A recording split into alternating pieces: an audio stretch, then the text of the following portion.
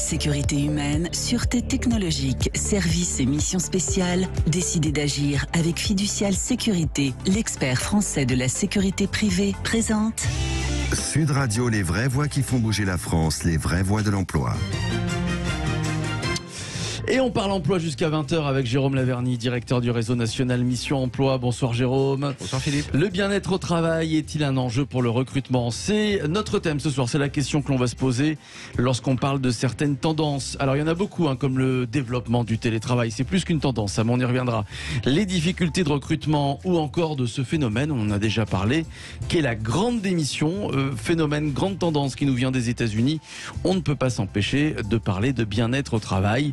Un sujet, un concept qui peut paraître un petit peu flou, abstrait, contribuer au bien-être de ses salariés. Finalement, c'est quoi? Ce n'est pas que proposer des after-works ou bien installer une salle de détente et une table de ping-pong. Non, ça va plus loin que ça. Le bien-être au travail, c'est quoi? Comment les entreprises se préoccupent de ses salariés? Le bien-être au travail est-il un enjeu pour le recrutement? On va tenter de répondre à cette question avec nos invités que je vous présente tout de suite et avec vous évidemment au 0826 300 300. Sylvie Bracmont, responsable politique social RH chez Disneyland Paris. Bonsoir. Bonsoir. Bonsoir à vous. Julien Niquet, cofondateur, président d'Epsor, boîte d'épargne salariale. Bonsoir. Bonsoir Philippe. Bonsoir à vous. Paul Pereira qui est avec nous, directeur d'agence chez Century 21 Pierre Immo. Bonsoir Monsieur Pereira. Bonsoir à tous. Alors, avant de rentrer dans le vif du sujet, Jérôme, vous êtes d'accord? On va donner tout de suite la parole à Monsieur Pereira. On rend hommage ce soir. Et d'ailleurs, on dédie C'est Vraies Voix de l'Emploi, Laurent Vimon, le patron de Century 21, qui nous a quittés brutalement. On avait fait une émission, rappelez-vous, oui, tout à Jérôme, fait. et plusieurs avec Laurent Vimon. Et avec Laurent Vimon. Il va être question dans l'émission, mais je ne rentre pas plus dans le détail. Ouais. Laissons la place à cette petite dédicace liminaire. Mais il va être question d'apporter la démonstration que, comme la semaine dernière, on a illustré combien certaines entreprises étaient aptes à pouvoir s'engager en externe auprès d'une association pour une cause lorsqu'il y a une actualité brûlante comme l'Ukraine, et c'était le cas la semaine dernière. Un certain nombre d'entreprises sont aussi dans la capacité de pouvoir s'investir pour leurs salariés. En somme, qu'il n'y a pas deux mondes avec des méchants et des gentils d'un côté, le public et l'associatif d'un côté, et les entreprises. Qu'une entreprise, ça ne veut rien dire. Century 21, c'est pas un nom, c'est pas une personne. Derrière ce nom Century 21, il y a des noms. Paul Pereira et puis Laurent Vimon, qui sont juste des gens bien. En fait, il s'agit pas de tomber dans l'éloge complètement et la flagornerie complètement débile. Mais voilà, petit moment de dédicace pour ces gens bien, et laissons la parole à Paul. Alors Paul Pereira, qui était Laurent Vimon? Est-ce qu'on vous pouvez le qualifier en quelques mots, Paul Pereira? Oh là, c'est qualifié compliqué, Laurent, très compliqué. Oui. Bon, ce que je pourrais dire de manière résumée pour qu'on puisse visualiser sa manière de penser, c'est qu'il mettait l'être humain au centre de tout, que ce soit dans le travail, dans la manière dont était accompagné, formé, le collaborateur, mais a été recruté. Et, il cherchait des gens les personnes qui l'ont entouré, la garde la garde rapprochée, comme on dit dans le jargon, qui l'a constitué, sont des individus. Il ne recherchait pas forcément des CV, des individus. Et dans le business, pour dire un mot un peu pas forcément toujours très sexy, mais dans le business, sa préoccupation première, c'est de mettre le client au centre de tout. C'est-à-dire que la réussite financière n'était qu'une conséquence d'un acte qui était de mettre le client au centre de tout. Et c'était vraiment sa manière de manager ces hommes, de transmettre ce message aux franchisés de la marque, mais également c'est son niveau d'exigence. C'est la satisfaction de l'être humain, quoi. Alors aujourd'hui, on parle, et cette émission est consacrée au bien-être au travail, à toutes ces entreprises qui font beaucoup pour leurs salariés. Comment lui, Laurent Vimon, a-t-il contribué au bien-être de ses salariés? Vous nous avez beaucoup parlé là de la préoccupation de sa clientèle. Comment était-il avec vous, tiens, Paul Pereira, avec ses salariés? Alors moi, j'ai eu la chance de le côtoyer pendant 30 ans. Parce que c'est 30 ans que je fais ce métier, donc ça fait 30 ans que je connais Laurent, je l'ai vu grandir à mes côtés, moi de mon côté, lui du sien, moi avec beaucoup moins de talent que lui, mais toujours un message positif, c'est qu'on souligne la positivité des actions et pas forcément ce qui ne va pas, toujours un message d'encouragement, il n'y a jamais de problème et que des solutions, pour reprendre une de ses phrases fétiches, on va s'arranger, on va régler ça, toujours dans ce mode de fonctionnement-là, et toujours surtout une ultra disponibilité. Et puis il faisait ce qu'il disait. Les engagements qu'il prenait, il les respectait. C'est un homme de parole et d'engagement.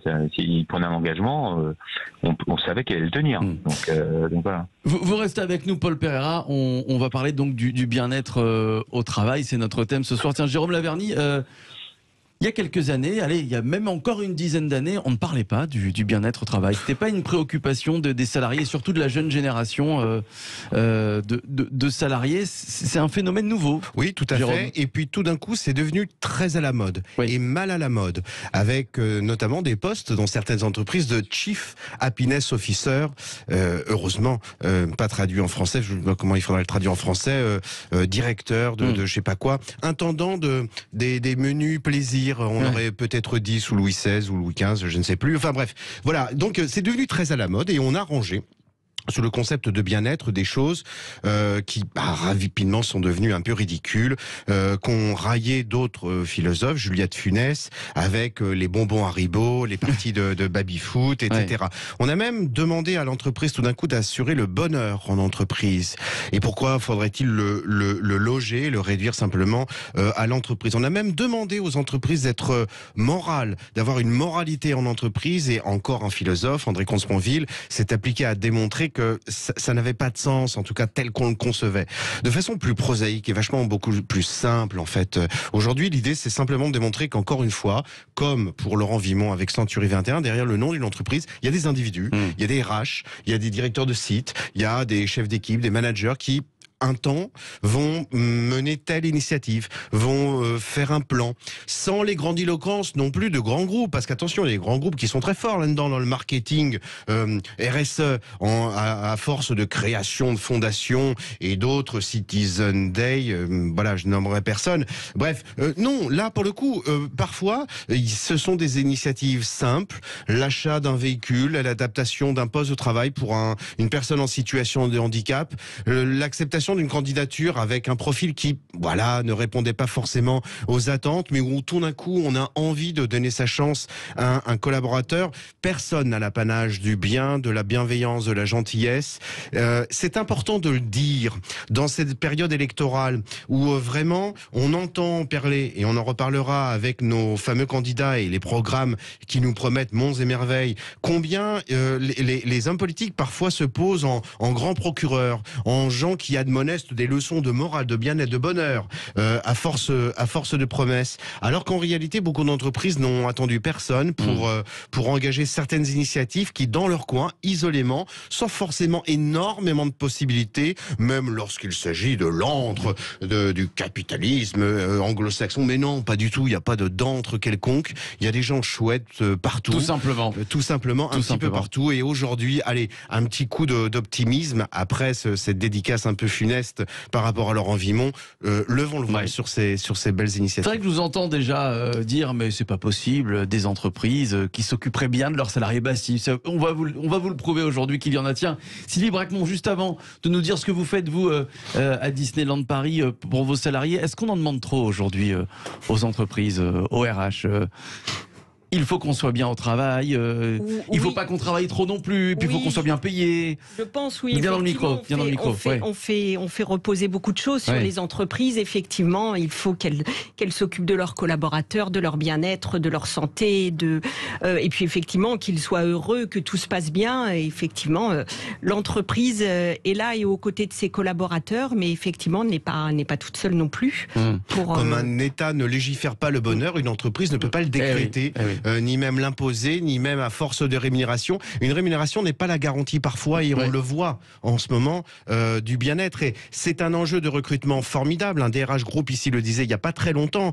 Oui, on peut attirer des candidats, et aujourd'hui c'est très difficile de le faire à force d'une rémunération juteuse, mais on n'en est plus là aujourd'hui. Alors comment vous faites, Sylvie Bracmont, pour répondre aux attentes de vos salariés, par exemple? Quelques exemples. Alors, quelques exemples. On a notamment un engagement très profond au sein sein de l'entreprise, on l'a un petit peu évoqué sur toute la thématique du handicap. Effectivement, ça fait 30 ans. Donc l'entreprise va fêter son 30e anniversaire dans quelques jours, dans quelques semaines.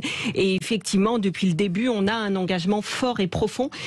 On dit que ça fait partie de l'ADN de l'entreprise pour effectivement permettre à des personnes en situation de handicap de participer à la magie de l'entreprise et de permettre, quel que soit leur handicap, effectivement, de pouvoir travailler au sein de l'entreprise avec une équipe qui va s'occuper effectivement plus particulièrement de ses collaborateurs.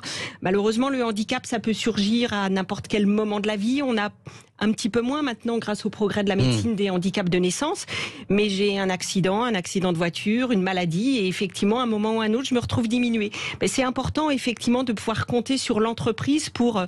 Vous les accompagnez, vous vous adaptez, en fait. On s'adapte, on fait un petit peu de la dentelle, on fait effectivement pas des grosses opérations, mais on va s'adapter individuellement aux personnes. On va effectivement aménager leur poste de travail, on va leur permettre de suivre une formation pour évoluer vers un autre emploi. On va effectivement les doter d'un scooter électrique pour effectivement un collaborateur qui a de plus en plus de difficultés de mobilité dans l'entreprise. Donc effectivement, on va s'occuper effectivement de l'individu, quel que soit effectivement son état de santé et les difficultés. Finalement, vous avez déjà reçu, mais j'ai l'impression qu'à Disneyland Paris, en fait, vous êtes une grande famille. Vous êtes une grande famille, vous vous soutenez, vous abandonnez surtout pas les membres de votre famille. Voilà, tout à fait. On est soudés, on est d'autant plus soudés. On a vécu, comme beaucoup d'entreprises, effectivement, la période de confinement. Effectivement, quand vous vous retrouvez à devoir fermer une entreprise et à dire à 16 000 collaborateurs que l'entreprise ferme de manière un petit peu rapide, eh bien, effectivement, pour autant, après avoir mis en place l'aspect, on va dire, très matériel, comment je vais payer mes collaborateurs ou choses comme ça, eh bien effectivement, on essaye de garder le lien social avec les collaborateurs. On essaye de garder l'adhésion, la collaboration, effectivement, parce que pour nous, c'est quelque chose de très très important. Jérôme, c'est une exception Non, c'est pas du tout une exception. C'est pas du tout une exception, mais c'est très important de le montrer dans une entreprise comme là. Parce que nous avons préparé l'émission et parce que nous préparons les émissions, il faut le dire à nos auditeurs. Je me fais le porte-voix. Madame Bragon dit scooter, mais non, il faut sortir cette anecdote-là. Entendons-nous bien, un scooter électrique ne va pas être acheté tous les jours par l'équipe de la mission handicap. Évidemment, ça peut pas être comme ça. Mais ça a été fait. C'est fait une fois. C'est fait de temps en temps. C'est un accompagnement d'une personne malvoyante qui va être autorisée à venir avec son chien, de ce que vous nous racontiez. Donc voilà, ce sont des gestes et des initiatives. Et encore une fois, faut pas en garder l'apanage de telle ou telle institution. Et c'est très bien de pouvoir communiquer dessus aujourd'hui. Alors, Julien Niquet est avec nous, cofondateur, président d'Epsor, boîte d'épargne salariale. On comprend tous ce qu'est une boîte d'épargne salariale. Il y a des entreprises, on en parle beaucoup, surtout lors des élections présidentielles. En ce moment, voilà, quand un scrutin approche, ça revient sur la table, les dividendes, l'intéressement.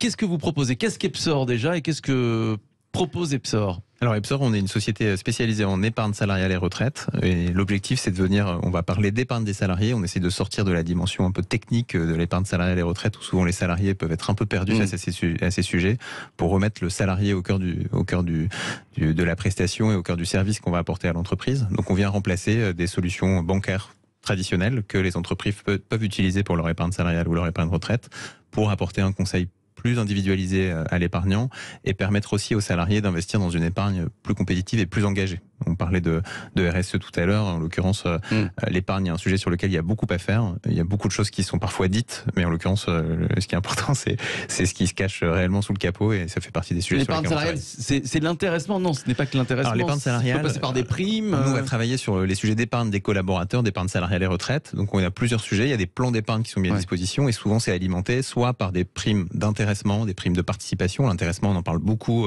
Participation aussi, beaucoup dans la cadre de la campagne présidentielle. C'est un sujet qui fait consensus, en fait, souvent sur la classe politique.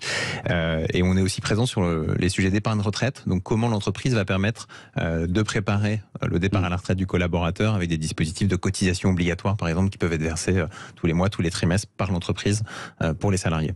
Donc, c'est souvent des dispositifs qui sont facultatif pour la plupart, sauf la participation. Et donc nous, on vient accompagner les entreprises, soit pour mettre en place, soit pour mieux valoriser ces sujets-là. Ce sont des sujets importants en termes de budget, en termes de politique salariale, et nous, on vient aider l'entreprise à mieux valoriser sa politique salariale. C'est essentiellement, on imagine, Jérôme, que ceux qui font appel à Epsor, ce sont des grands groupes. J'imagine mal des petites PME, non, pas forcément. Non, justement. Ah bon non, alors, juste, oui. Pas uniquement. Pas uniquement. Pas uniquement. On est à la fois, on accompagne des entreprises, on n'accompagne pas encore Disney, mais on sera ravis, on sera ravis de le faire bientôt. Mais on accompagne aussi, on accompagne de la TPE à la grande entreprise. Toute entreprise. Oui, alors là pour le coup je me fais le porte-voix d'une TPE qui ne peut pas être présente aujourd'hui, où j'ai entendu le patron, c'est un petit artisan qui disait voilà, j'ai un apprenti, il a fini son apprentissage, mais si je le laisse aller sur le marché du travail, je sais que ça va pas aller.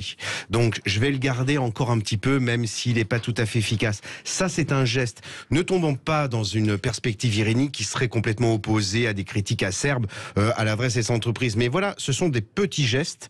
On le disait déjà la semaine dernière, dans humanitaire, il y a déjà parfois le mot se taire et pas de grandiloquence. Et puis, il est précieux aussi d'imaginer l'humanitaire sans forcément un H majuscule, mais des petits H minuscules qui, d'action en action, d'initiative en initiative, parfois émanant d'individus, parfois émanant d'une entreprise, d'un service, eh bien, portent des fruits très précieux dans la vie quotidienne de Pierre-Paul Jacques, de XYZ. Ouais. Allez, les vraies voix de l'emploi reviennent dans quelques minutes. Restez avec nous, avec Jérôme Laverny, mais aussi avec Sylvie Bracmont, Julien Nick et Paul Pereira. Le bien-être au travail est-il un enjeu pour le recrutement? On poursuit le débat dans un instant. Restez avec nous. À tout de suite. Sécurité humaine, sûreté technologique, services et missions spéciales. Décidez d'agir avec Fiducial Sécurité, l'expert français de la sécurité privée, présente Sud Radio, les vraies voix qui font bouger la France, les vraies voix de l'emploi. Avec Jérôme Laverny, directeur du réseau national Mission Emploi, avec Sylvie Bracmont ce soir, responsable politique sociale RH chez Disneyland Paris. Julien Nicky est avec nous, cofondateur, président d'Epsor, c'est une entreprise d'épargne salariale. Et Paul Pereira, directeur d'agence chez Century 21 Pierre Immo. Le bien-être au travail est-il un enjeu pour le recrutement? On continue d'en débattre jusqu'à 20h. Jérôme Laverny, on disait tout à l'heure que c'était... Finalement, alors c'était une tendance, le bien-être au travail, on le demande. C'est aussi générationnel.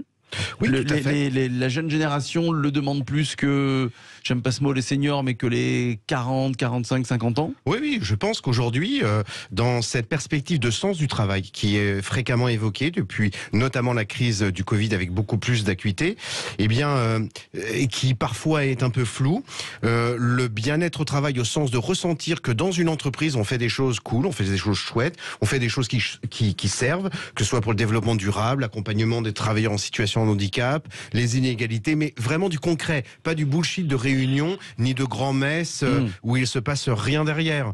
Je pense que c'est important pour un certain nombre de jeunes salariés. Les choses bougent. Alors, même si, on le disait aussi au début de l'émission, il y a eu cette mode de bien-être avec les Haribo, les machins, et tout d'un coup, des RH qui s'imaginaient qu'il fallait faire mumuse à leurs salariés.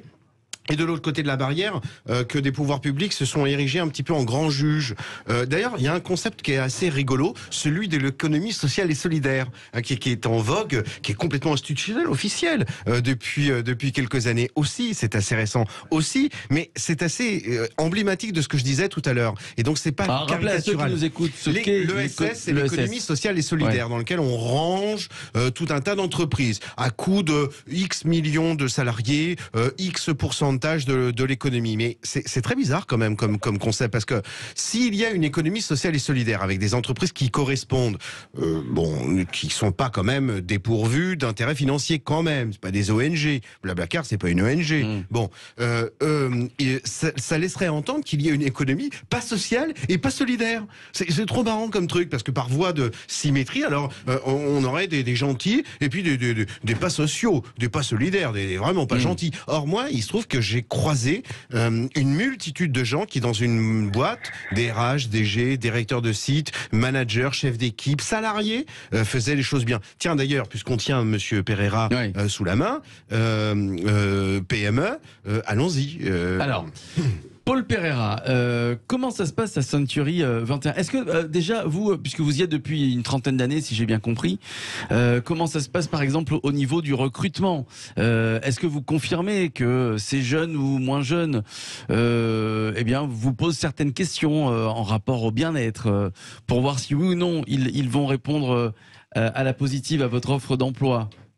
Est-ce que vous le voyez, ça vous le constatez depuis quelques années ? Oui, alors moi je suis entièrement d'accord avec ce que disait Jérôme Laverny. C'est parce qu'on met un baby-foot dans une pièce avec 3 coups qu'on va décréter que le bien-être est à l'entreprise. Non, aujourd'hui, lorsqu'on fait un entretien de recrutement, tout d'abord, on est vraiment plus on doit choisir un candidat, mais aujourd'hui, le candidat recrute son recruteur. C'est-à-dire le candidat recrute son entreprise. Et dans les échanges avec l'entreprise, il y a, première question, quelle est l'ambiance ? Comment ça se passe ? Quels sont les avantages de venir travailler ou collaborer avec mon entreprise. Toute cette notion de ressenti, on est plus sur l'émotion que sur la tâche en elle-même, est aujourd'hui au centre même des questionnements et des recherches. C'est-à-dire que les rôles sont inversés, c'est de plus en plus le recruteur qui espère séduire le salarié ? Parfois, c'est un peu ça, ouais. Dans des branches un peu concurrentielles où le candidat a le choix de l'entreprise, oui, le recruteur doit s'adonner un métier de séduction. Alors, Julien confirme. Oui, je confirme complètement. On est aujourd'hui dans une guerre des talents et en fait, dans cette guerre des talents, en fait, l'entreprise, le sujet du bien-être revient aussi sur du bien-être financier, du bien-être plus global du collaborateur. Et aujourd'hui, un sujet d'actualité parce que les entreprises sont engagés dans une guerre des talents, il y a une difficulté à recruter les bons profils et donc pour être aussi en capacité de les attirer, il faut être capable de pouvoir proposer mais pas uniquement des avantages financiers, il faut aussi être capable de proposer une culture d'entreprise, de proposer, vous parlez tout à l'heure de famille, mais en tout cas d'être capable de proposer des valeurs. En tout cas, c'est des questions qui sont aujourd'hui très souvent posées en entretien sur c'est quoi les valeurs de l'entreprise, dans quel état d'esprit finalement dans quel état d'esprit je vais m'intégrer en fait. Et donc là, c'est des éléments qui sont évidemment. Mais alors, Sylvie Bracon, ça concerne, vous parliez de guerre des talents, ça concerne pas tous les métiers, ça concerne pas tous les profils. De qui on parle quand on parle de guerre des talents ? Quel est le profil de ces personnes, de guerre des talents, on va être sur des métiers très spécifiques. Alors nous, ça peut être par exemple tous les métiers de la restauration, où effectivement, je pense comme toutes les entreprises, on rencontre un certain nombre de difficultés, où ça va être des métiers plus pointus, du digital ou de la data, où là, effectivement, on va être sur des profils un peu différents, mais où effectivement, les gens ont besoin de sentir que dans l'entreprise, il y a autre chose qu'un travail, parce qu'au départ, ils viennent quand même pour un travail, mais qui vont trouver effectivement une bienveillance, ils vont trouver un cadre de travail qui va leur permettre effectivement de s'épanouir ou de travailler effectivement dans de bonnes conditions et dans un climat qui va effectivement être favorable à leur développement et trouver aussi quelque chose qui est très important, le fameux équilibre entre la vie professionnelle et la vie personnelle. Voilà, qui effectivement, on en a beaucoup entendu parler. Alors ça c'est depuis 2 ans, Jérôme. Voilà, depuis le Covid. Il faut voir aussi dans cette aspiration de bien-être, pas forcément une velléité de tous les candidats à faire des actions sur le développement durable et RSE, etc. Oui, il y a un rapport au travail qui a beaucoup évolué aujourd'hui, dans les horaires, dans la conciliation de la vie privée et de la vie perso. Il y a un rapport au travail, il faudra qu'on y consacre une émission entière parce que le sujet est passionnant et on pourrait en faire de multiples, qui a beaucoup évolué. Oui, effectivement, moi je raillais un jour un cabinet droit du travail avec des avocats en droit social qui sont sans doute les pires employeurs de la Terre, parce que c'est vrai que dans un certain nombre de cabinets d'avocats, il est de bon ton de ne pas partir avant 19h, 20h, 21h, etc. pour faire démonstration que quand même si on a commencé à 11h du matin, vous voyez, il y avait une espèce de mode comme ça, et ça pour le coup ça bouge beaucoup et c'est pas mal aussi. Alors il y a les mauvaises aspirations, c'est-à-dire trop d'exigences de certains candidats peut-être, trop de façon trop directe dans les conditions, mais après tout les choses bougent et il faut s'en féliciter quand même. Tiens, comment vous voyez, ça a beaucoup changé depuis quelques années, surtout depuis 2 ans avec la crise sanitaire. Comment vous voyez le rapport ce rapport au travail? Allez, d'ici une dizaine d'années, on va faire un petit tour de table, Julien Niquet, ça va beaucoup changer évidemment. Moi, je suis assez convaincu que le travail reste un facteur... télétravail déjà. Le télétravail. Oui, alors le télétravail et le travail aussi, oui. Alors le télétravail en particulier, je pense qu'aujourd'hui on a beaucoup... le confinement a complètement fait exploser les codes et a fait faire un bond en avant à l'ensemble des entreprises sur ce sujet-là. Je pense qu'aujourd'hui on va vers Et c'est d'ailleurs parfois plus compliqué pour les équipes RH. On est souvent sur des modèles hybrides où finalement il faut être capable de s'adresser. On va sur une individualisation la plus forte possible de l'expérience collaborateur. On parle de plus en plus d'expérience collaborateur. Du coup, c'est individualisé. Et sur le télétravail, il faut aussi s'adapter aux besoins des salariés. Il y a des salariés qui sont ravis d'être en full télétravail, d'autres pas du tout. Et donc il faut être capable d'avoir une promesse employeur qui permet d'attirer et aussi de retenir les gens qui sont. Sylvie Bracmont. Vous êtes d'accord avec Julien ? Tout à fait. Effectivement, le Covid a complètement modifié les choses sur la partie télétravail et on va avoir effectivement des salariés qui vont être très heureux en 100% télétravail, d'autres pas du tout. Donc, faut trouver effectivement le juste équilibre et puis leur donner la souplesse nécessaire, souplesse qui peut aussi varier en fonction des temps de vie et des temps effectivement de perception. Donc, effectivement, c'est ça. Moi, j'ai un ami qui a démissionné parce que justement, son entreprise ne lui proposait pas du 100% télétravail et il l'a trouvé ailleurs. Mais moi, pour conclure, Jérôme, je nourris l'espoir qu'il y ait donc une conception plus sage, plus pragmatique, plus simple, plus réaliste, en rétablissant aussi des aspects comme la pénibilité. C'est normal de faire des choses pénibles. On voit tellement, moi, ça me fait beaucoup de peine quand je passe devant des salles de sport, des gens qui suent sur des vélos qui ne bougent pas et qui se mettent encore plus pour suer encore davantage. On accepte une pénibilité dans le sport à laquelle on n'est plus apte à pouvoir se plier dans. Eh bien non, il y a un rétablissement avec des choses simples. Donc il y a des aspects négatifs. Il faut un parcours un peu pénible pour accéder à une certaine aisance, pour accomplir un travail, créer des choses, et puis ne pas renoncer néanmoins, ne pas tomber dans le confort, de renoncer néanmoins définitivement au confort aussi de sa vie privée. Merci Jérôme Laverny, directeur du réseau national Mission Emploi, Paul Pereira, directeur d'agence chez Century 21, Pierre Immo, Sylvie Bracmont, responsable politique social RH chez Disneyland Paris, Julien Niquet, cofondateur, président d'Epsor, c'est une boîte d'entreprise salariale. Dans quelques minutes, le Loft Music.